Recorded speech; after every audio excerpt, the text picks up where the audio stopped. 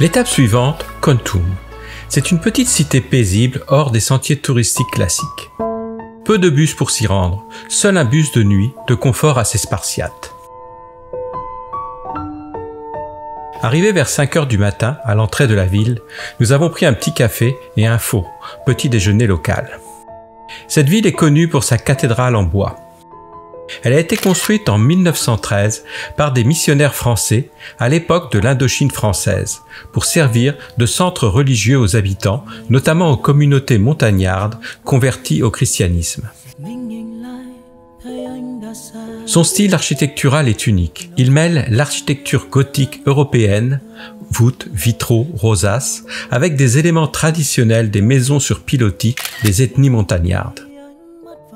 À l'intérieur, la lumière traverse de beaux vitraux colorés. La cathédrale de Kon Tum n'est pas seulement un lieu de culte, c'est aussi un symbole de rencontre entre deux mondes, la tradition chrétienne, venue d'Europe, et les cultures ancestrales des montagnards.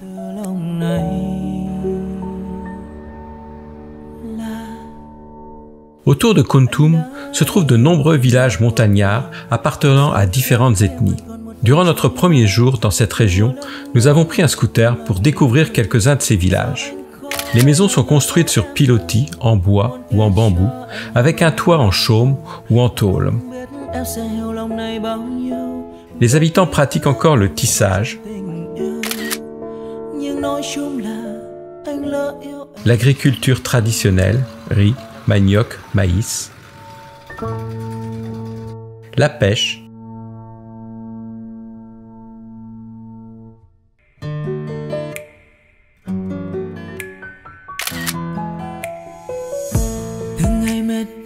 et aussi l'élevage.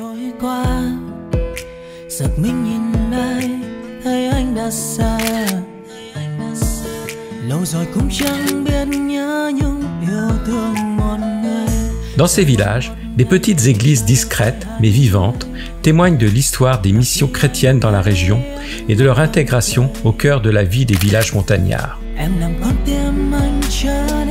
Les chemins sont en terre et la vie ici est calme, rythmée par les travaux des champs et les fêtes communautaires. Au centre du village se trouve aussi presque toujours une maison commune, lieu de réunion, de cérémonies et de festivités. Ce sont les maisons Rong. Elles sont l'emblème architectural des hauts plateaux, particulièrement chez les Bana et chez les Jarrets. Passant ensuite dans plusieurs autres villages, nous avons retrouvé la maison commune, cette énorme construction en bois et bambou perchée sur les hauts pilotis, avec un toit en chaume très pentu. Elle peut atteindre 15 à 20 mètres de hauteur. C'est là que se tiennent les conseils du village, les cérémonies religieuses, les fêtes et les mariages. C'est aussi un lieu sacré où l'on honore les esprits protecteurs du village et un lieu d'accueil pour les visiteurs importants. Plus qu'un simple bâtiment, la maison Rong est un symbole d'identité et de fierté pour chaque village. Sa taille et sa hauteur reflètent l'importance et la prospérité de la communauté. À l'intérieur, il n'y a pas de pièces fermées.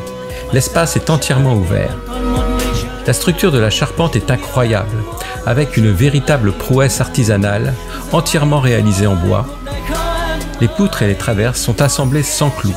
Elles s'emboîtent grâce à un savant système de tenons, mortaises et de ligatures en rotin. À la sortie du village, une machine étonnante. Elle transforme le riz en longs tubes soufflés et croustillants. Le riz est placé à l'intérieur d'un cylindre métallique où il est chauffé à haute température et sous pression. Lorsque la pression est relâchée d'un coup, l'humidité contenue dans les grains se vaporise instantanément. Les morceaux nous sont offerts, un geste de convivialité des Vietnamiens.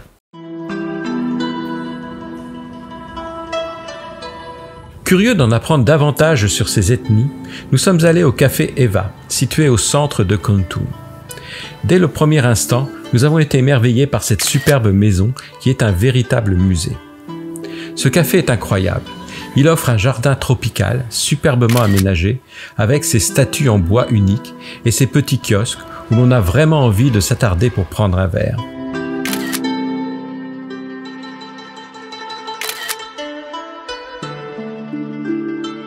C'est ici que nous avons fait la connaissance d'An, le propriétaire des lieux. C'est un Vietnamien qui est avant tout un artiste, un créateur et un sculpteur.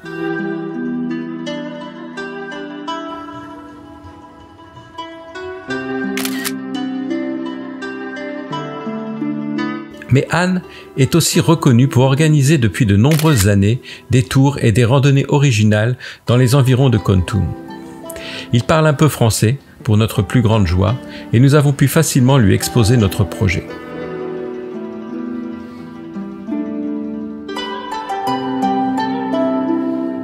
Après une longue discussion, nous avons convenu un périple de 2 jours avec lui afin de découvrir les villages montagnards, notamment ceux de Banha.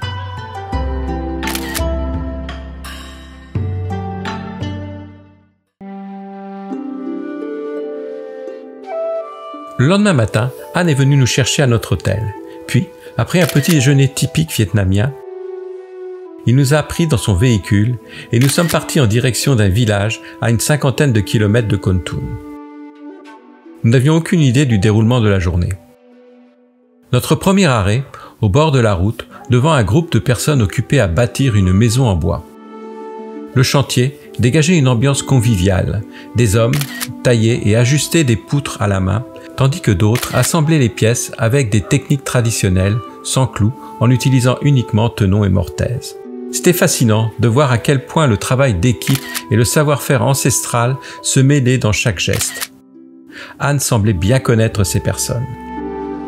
Puis nous sommes arrivés dans un village traditionnel Banha.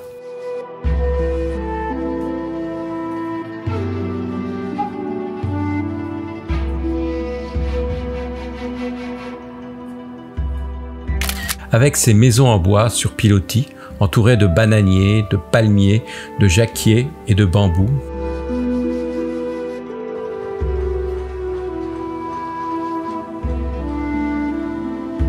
Et bien sûr, au centre du village, une belle maison communautaire. C'est alors qu'Anne nous a amenés dans la cour de la maison du chef du village et nous a présentés à lui. Un petit homme assis par terre en train de tailler des petits morceaux de bambou. Il fabriquait un support pour y accrocher des objets rituels, outils, petits animaux sculptés, ciseaux, haches et autres objets spirituels. Au milieu de la cour, un mât rituel sacré allait être planté. Plusieurs villageois étaient occupés à sa finition. C'est un mât rituel sacré. Il représente la connexion entre les humains et les esprits. Il invoque et honore les esprits protecteurs. Il assure la paix, la santé et l'harmonie pour tous les participants. Il y avait aussi au sol un cochon sauvage. L'acte de sacrifier l'animal et de l'offrir aux esprits protecteurs pour purifier les lieux, surtout s'il y a des tensions, une maladie ou un événement important. L'animal, dépecé et coupé en petits morceaux, allait être cuit dans une grande marmite alimentée par un feu de bois. Son sang va être utilisé rituellement, jeté sur le sol et appliqué sur les objets du mât. La viande cuisinée est partagée avec toute la communauté, car manger ensemble est un moment sacré. Dans ces maisons, la cuisine est un lieu de vie. On s'y réunit pour préparer le repas, manger, discuter et se réchauffer pendant les nuits fraîches. Le sol est en lattes de bambou, laissant passer la lumière et l'air.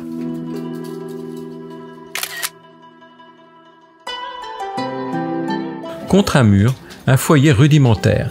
La fumée s'échappe par les interstices du toit en chaume, ce qui noircit les poutres et éloigne les insectes. On trouve sur les murs des paniers tressés pour stocker le riz, des jarres en terre pour l'eau ou les boissons fermentées et quelques casseroles en métal cabossé. Les odeurs de bois brûlé, de riz cuit ou d'herbes aromatiques y créent une atmosphère familière et accueillante. Ensuite, on a été invité à boire une boisson alcoolisée contenue dans une grande jarre. On boit cette boisson à l'aide de longues pailles en bambou. En tant qu'invités, nous avons eu le privilège de boire juste après le chef du village. C'est une boisson traditionnelle, fabriquée à base d'alcool de riz fermenté. Boire ensemble dans une même jarre signifiait que nous étions acceptés dans la communauté. On était très honorés qu'il ait accepté notre présence et qu'il nous ait accueillis à une cérémonie qui est si importante pour vous et qui nous ait permis d'être là comme ses invités. Et je voulais que vous puissiez lui dire ça de ma part, enfin, de notre part. Chúng tôi rất là vui được gia đình đón tiếp để mà cho phép tham gia cái buổi lễ, và chúng tôi xin chúc gia đình luôn mạnh khỏe và chúc cái điều mà gia đình mong ước trở thành hiện thực. Après avoir remercié le chef du village, nous nous sommes promenés dans le village. Ici, pas de machine à laver, pas de lave-vaisselle.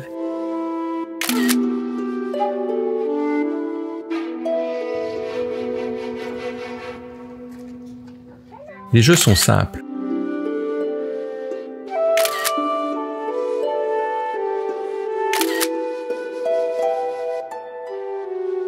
Sur une petite place, du manioc ayant fini de sécher, les villageois le mettent en sac pour le conserver durant les mois humides.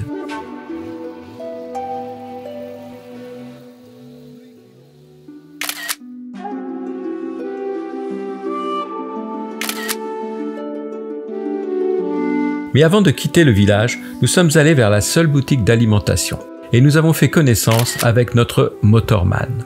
Sa moto était incroyable, rafistolée de toutes parts, bricolée avec du scotch et du caoutchouc un peu partout, un bâton servant de béquille et pour réservoir d'essence, un simple bidon.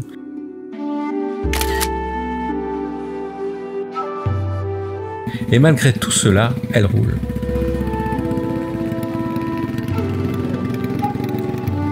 Retournant à la voiture de notre guide, il remplit plusieurs sacs d'habits de seconde main qu'il avait achetés en ville, ainsi que de petites choses précieuses pour donner aux montagnards. Anne est aussi une personne philanthrope et humanitaire. Nous avons complété ces sacs avec une vingtaine de bières que nous offrirons à nos hôtes ce soir. Chargé de tous ces sacs, notre motoman part tant bien que mal, chargé comme un baudet, vers la montagne. Et nous démarrons notre randonnée vers les hauts plateaux.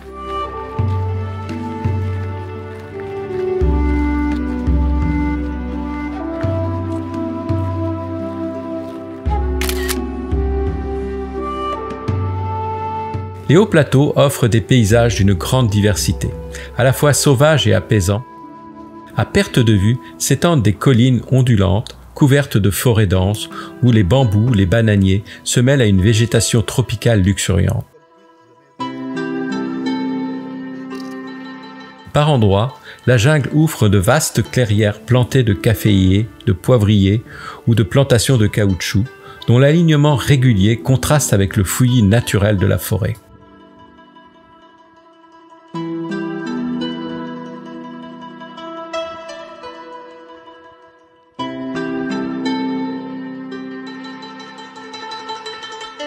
Une retenue d'eau où les habitants viennent pêcher, laver leurs vêtements ou simplement se rafraîchir.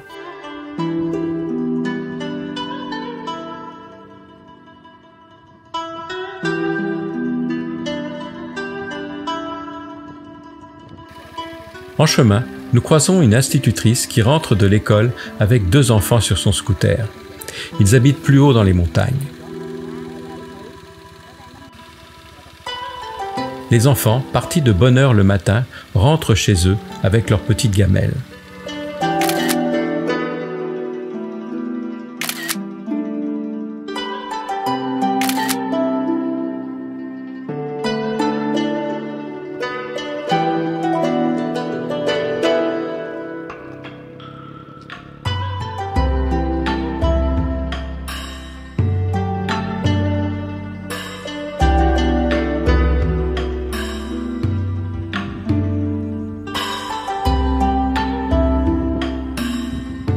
Les rizières en terrasse épousent les pentes douces, formant des nappes vert tendre dans le paysage sec et assez aride.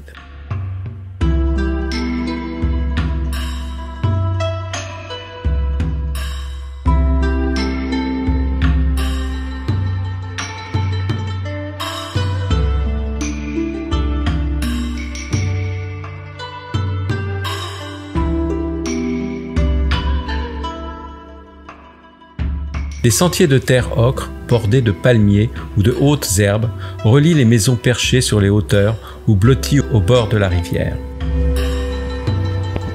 Faisant un petit détour, nous rencontrons des montagnards. Près des rizières, Anne leur offre de petits flacons de parfum.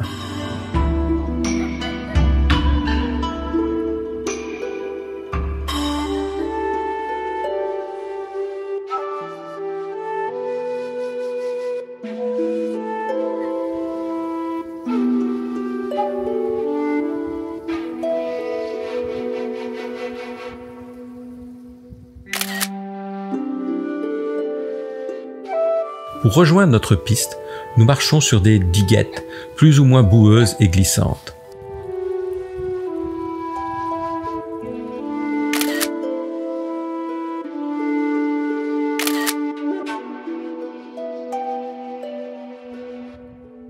Un peu plus haut, dans les montagnes, le paysage devient de plus en plus sec. Nous passons devant un petit groupe de maisons.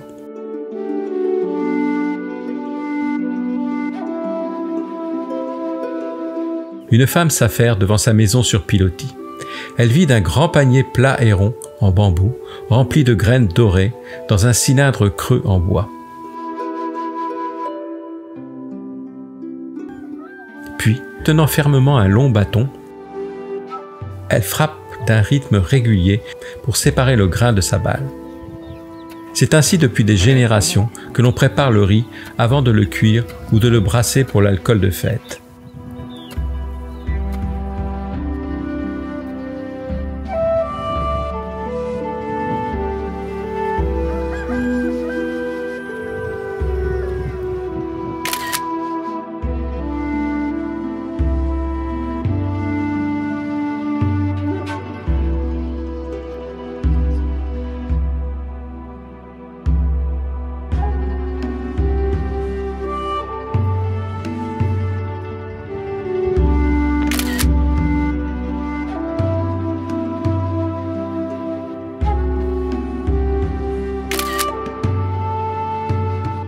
Autre arrêt, autre montagnard, avec toujours l'accueil simple et chaleureux, le regard pétillant et ce lien profond avec la nature.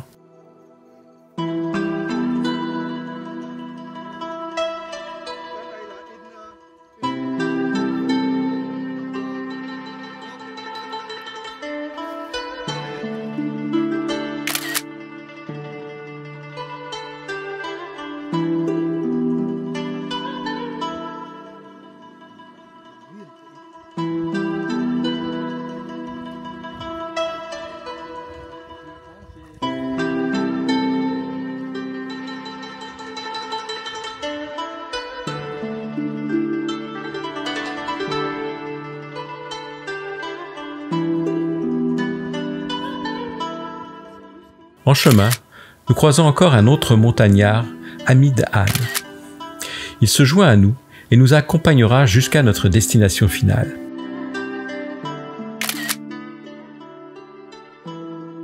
Il y a en fait la maison de riz loin. Et quand le feu mangeait la maison, Oui. parce que quelquefois les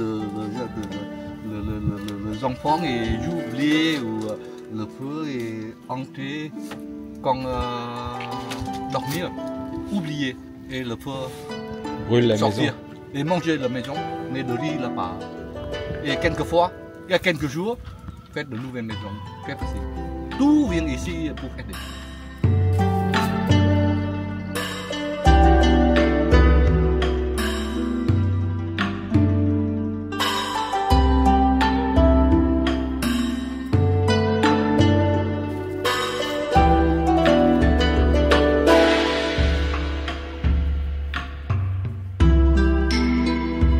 Le soleil embrase le ciel de teintes rouges et orangées. La lumière devient plus douce.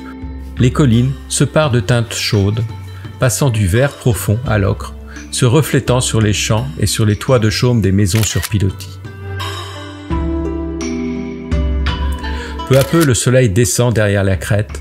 Le ciel se déploie en un dégradé spectaculaire, orange vif, rouge flamboyant, puis rose poudré, avant de glisser vers un violet profond. Un véritable tableau.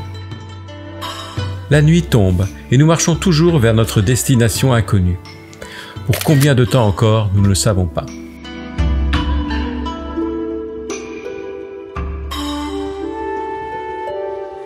Une rencontre avec de charmants montagnards souriants qui viendront au repas organisé chez notre hôte dans la soirée.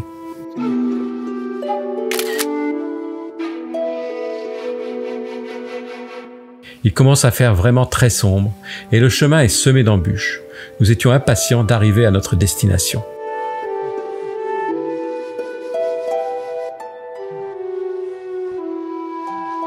Enfin arrivés, nous faisons connaissance avec les habitants de notre maison d'accueil ainsi qu'avec leurs amis. Tous étaient affairés à préparer le repas du soir. Anne, avant notre arrivée, avait mis dans un sac, transporté par notre fameux motard, de nombreuses denrées alimentaires pour enrichir le repas. Car en temps normal, les repas étaient beaucoup plus simples.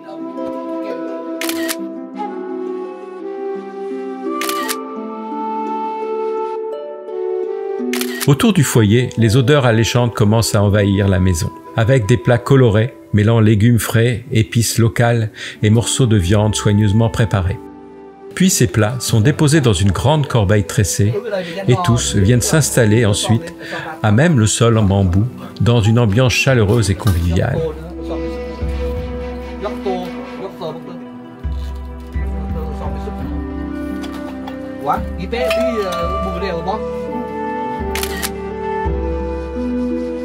On ressent déjà que ce repas sera un véritable moment de fête. Notre pack de bière fut accueilli avec joie et contribua à rendre cette soirée encore plus festive. Vivant hors des technologies modernes, la vue de photos et de vidéos de la journée fut une véritable découverte pour eux. Puis, dans de petits verres, ils ont trinqué à l'amitié avec un alcool local assez fort. Ils le partageaient entre eux avec complicité. Puis nous ont gentiment invités à en goûter et ils ont trinqué avec nous. À chaque fois que notre verre se vidait, ils se réjouissaient de le remplir à nouveau, comme pour prolonger un moment de convivialité.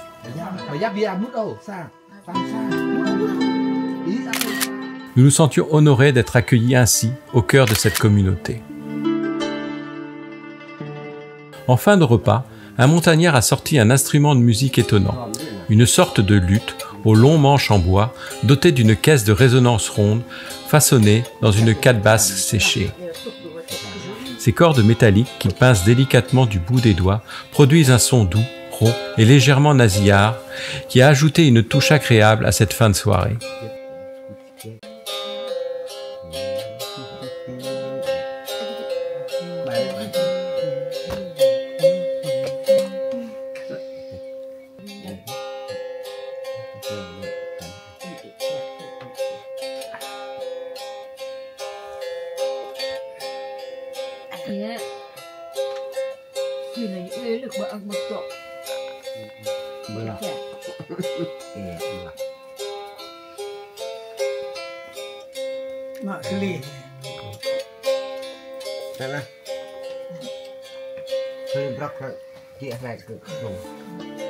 Lorsque les invités sont repartis dans leur maison dans les montagnes, nos hôtes nous ont préparé notre chambre, un sac de couchage sur un petit matelas léger, le tout installé sous une moustiquaire.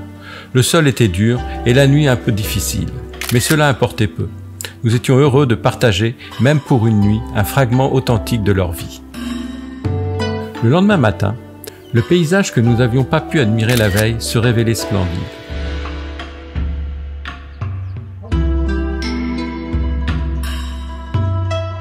Nous avons été réveillés de bonne heure avec le chant des coqs,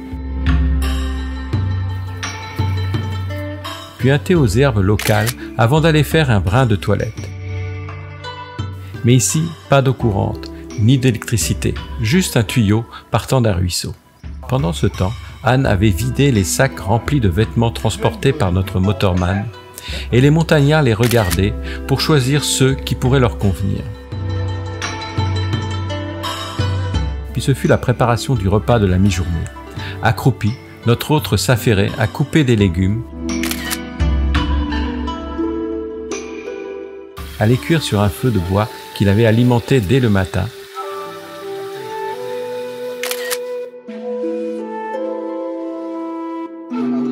Une petite omelette aux herbes locales, un bouillon de salade et plein d'autres plats que nous allions découvrir.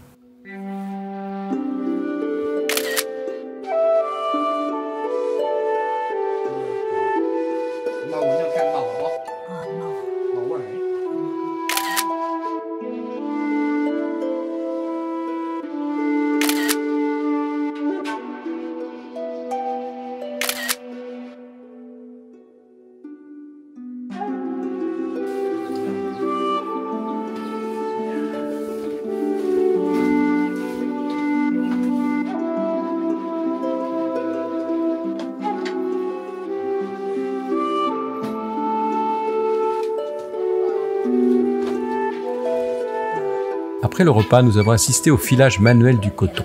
D'une main, la fileuse faisait tourner le rouet et à l'aide de ses doigts de pied et de son autre main, elle guidait délicatement les fibres.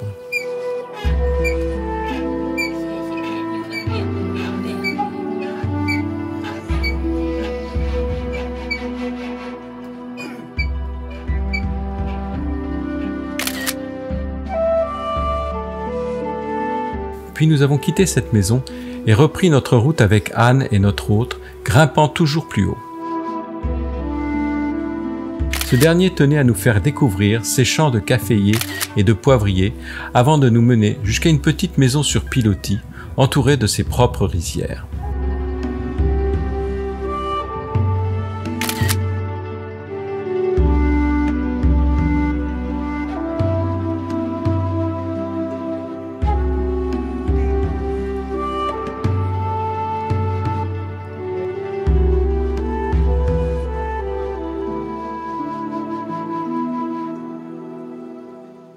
Tout proche, dans un taillis, quelques vieilles jarres, autrefois utilisées pour stocker de l'eau ou des denrées alimentaires, vestiges silencieux d'un quotidien ancien.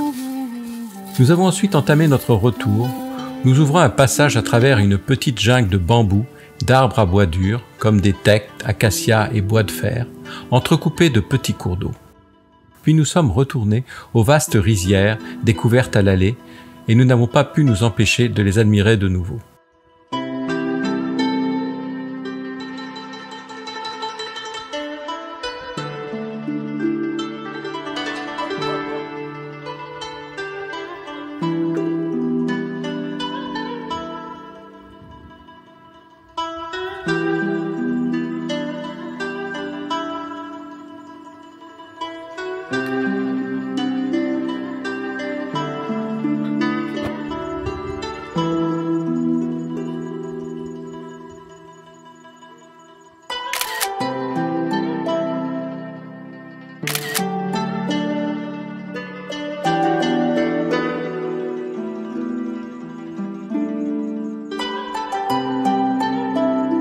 En prenant un peu de hauteur, le paysage des rizières révélait une perspective différente, offrant une vue d'ensemble impressionnante. Les parcelles formaient de magnifiques structures géométriques aux contours bien tracés, dessinant des motifs en terrasse qui épousaient les courbes douces des collines, un véritable chef-d'œuvre naturel façonné par le travail des montagnards.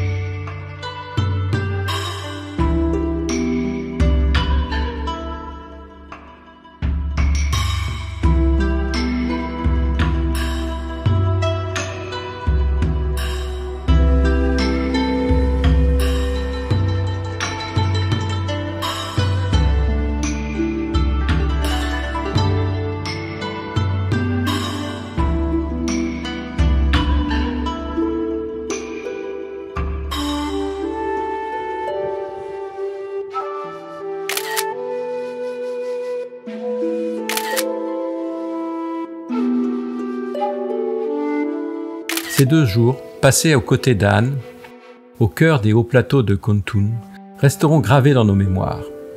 Tout a commencé au Café Eva, véritable œuvre d'art et de verdure, où nous avons découvert la personnalité attachante et passionnée de notre guide. À la fois artiste, philanthrope et fin connaisseur des villages montagnards. Notre périple nous a conduits à travers des paysages superbes, rizières aux formes géométriques harmonieuses, champs de caféiers et de poivriers, forêts de bambous et petites maisons sur pilotis. Les rencontres furent nombreuses, des villageois construisant ensemble une maison en bois, et surtout le chef du village qui nous a accueillis lors d'une cérémonie traditionnelle mêlant rite sacré, partage d'un alcool local et repas convivial. Le dîner, partagé avec les montagnards, la musique traditionnelle, a renforcé cette atmosphère de chaleur et de fraternité. Même la nuit passée sur un simple matelas à même le sol a contribué à l'authenticité de l'expérience. Grâce à Anne, nous avons découvert bien plus que des magnifiques paysages.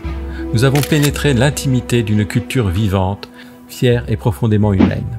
Ce voyage fut une véritable immersion dans un univers à la fois simple et riche, où l'accueil et le partage sont au cœur de la vie.